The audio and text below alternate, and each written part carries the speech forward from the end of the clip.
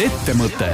Tere päevast kõigile Ettevõtte podcasti kuulajatele. Taavi Kotka, Henrik Roonemaa vaatavad Eesti idufirmanduse kõhtu ja küsivad, kas me saame teha suuremaid asju kui lihtsalt Eesti.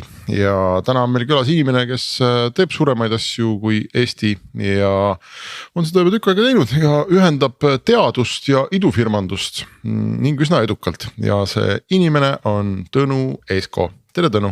Tervist. Sa oled, ma ei teagi, kuidas ma peaks ütlema, kuidas sa tuntud oled, et sa oled idufirma ringkondades tuntud, aga samas sa oled haridusringkondades tuntud, igal pool tuntud, et sa oled kuskil nagu kahe maailma vahepeal, et sa oled Tartu Ülikooli juhtimise, teaduse tegemise ja idufirmade vahepeal.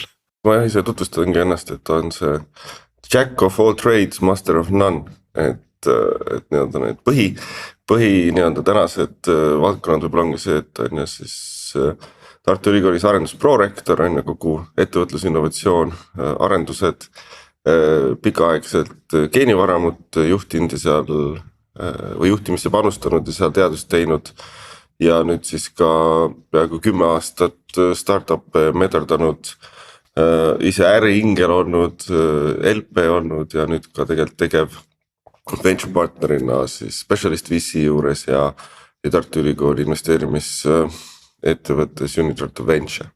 Et ma olen selline nagu amfiib kahe maailma vahel, üritan neid kõiki kokku tuua ja läbi selle võib-olla lahendada ära need probleemid, mis meie Eesti ökosüsteemi ees on, et meil neid süvatehnoloogia idusid nii palju just ei ole kui võiks.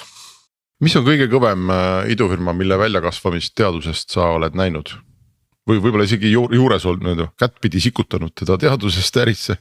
Ma ütleks, et võib-olla kõige suurema potentsiaaliga, mille nagu selle potentsiaali realiseerimisega meil on raskus on tegelikult ikkagi see Eesti geenivaram. Et see oma olemuselt on ikkagi midagi täiesti unikaalset ja tema nii-öelda see tase, nii teadus kui ka andmetase on ikkagi julgelt väita maailma top 5 seas. Aga see on lihtsalt erinevatel põhjustel, see ise ei saa olla nagu nii-öelda selles mõttes ettevõtte või startup, aga mis olen mõelnud, et ta võiks olla nagu selline emalaev või mingi selline nii-öelda platvorm, nii-öelda stardiplatvorm, kus pealt võiks võrsuda tohutult palju innovatsiooni. Aga meil siin selliseid teadusmahukamaid, mis siin on sellised vana kooli omadest on võib-olla ikka osakeen on ju, see on siis biotehnoloogia ravimarenduse mõttes, aga uuemas põlvkonnas kindlasti on need vesiniku ettevõtted, Stargate, seal kosmosetehnoloogiaid kasutades, G-Scan, et siin neid tegelikult on ja see on minu arust nagu päris positiivne, aga me ootame, ma arvan, nagu ökosüsteemiga veel sellist suurt läbimurret, mis siis inspireeriks nii asutajaid, teadlasi, investoreid kui ka tegelikult poliitikakujundajaid. Seda me veel ootame, seda suurt läbimurret. Aga võib-olla teil on endal siin kohe põrgatada midagi, mis teie arust juba on sellise läbimurde läbinud. Ega läheks korraks ikka tagasi sinna sinu nende listi juurde, et võtaks selle geenivaramu ikkagi ette uuesti, et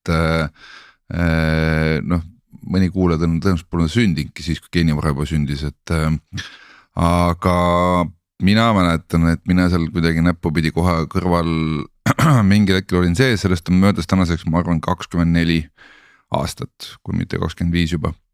Ehk siis, nii palju ei ole, vist 23. Et ja siis oli esimene nii-öelda äriprojekt selle geenivaramu kõrvale, vist oli e-geen oli selle nimi vist, ehk siis tehti esimene katsetus nende andmete kommertsialiseerimiseks. Ja läbi aastat on seal igast initsiatiive olnud, kusjuures algusaastatel oli Jaak Vilo ise, kes nii-öelda aitas seda asja seal üles ehitada ja kokku panna.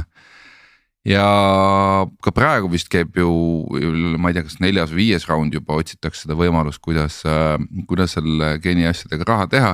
Ehk siis kogu aeg räägitakse meile, et mingi tohutu potentsiaal ja siis on 25 aastat mitte midagi, et sõbrad, äkki tunnistaks fakti, et ei ole mingi potentsiaali ja lõpetame selle jama ära. Sorry, ma nüüd meelega utreerin. Ettevõte. Roonemaa ja Kotka idupodcast. Hendrik Roonemaa ja Taavi Kotka räägivad igal kolmapäeval sellest, kuidas Eesti 1000 korda suuremaks teha. Ettemõte.